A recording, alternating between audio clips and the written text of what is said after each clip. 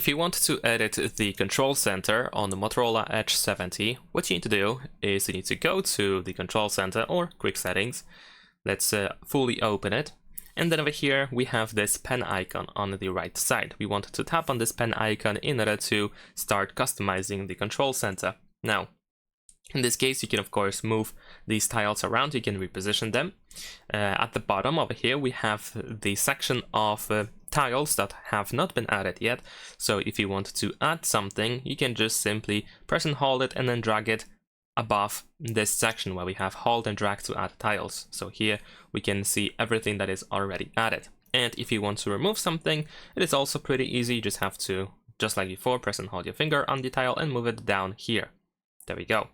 You can also tap on these three dots in the upper right corner in order to find the reset option that allows you to completely reset these tiles and return to default tiles that are added here by default.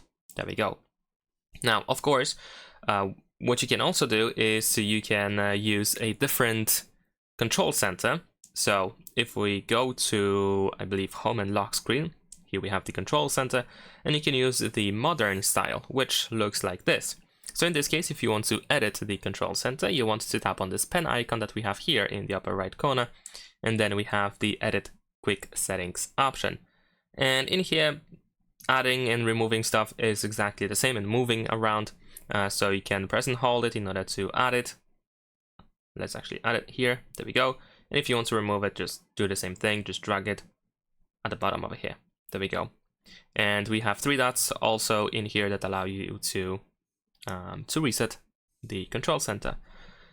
And also, if needed, if you wish to have names of these buttons, then we can tap on the show label in here. So as you can see, now these icons have names, so you don't have to guess what they do.